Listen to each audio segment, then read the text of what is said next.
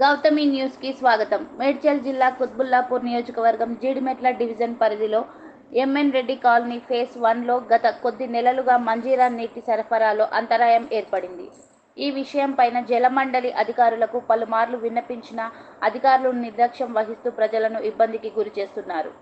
MN Reddy colony phase 1 welfare association ఆధ్వర్యంలో colony వాసులు అందరూ హెచ్ఎం డబ్ల్యూఎస్ అండ్ ఎస్బి అధికారులకు తీరుకు నిరసన కాలనీ వాసులతో పెద్ద ఎత్తున ఐడిపిఎల్లోని జలమండలి కార్యాలయం ముందు ధర్నా చేయడం జరిగింది.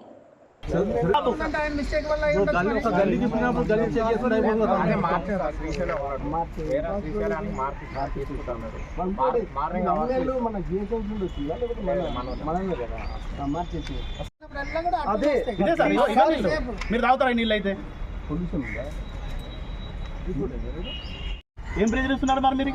చాలా ప్రాబ్లం ఉంది సార్, మీ దగ్గర వరకు రావట్లేదు సార్. ఇది 5-6 సంవత్సరాల బట్టి నుంచి డ్రైనేజ్ వాటరే ఫస్ట్.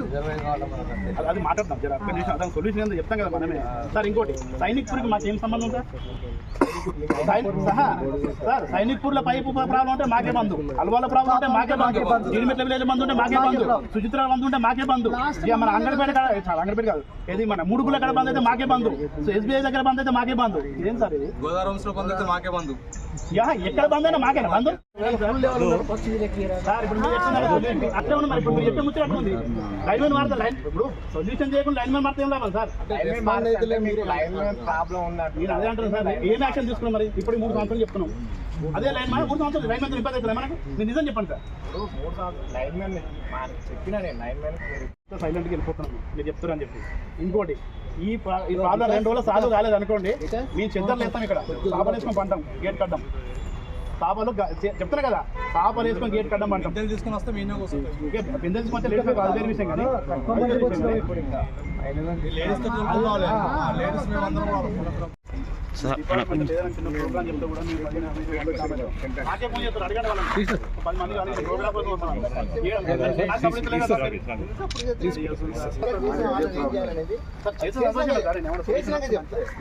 సొల్యూషన్ దొరికితే మంచిదే కదా.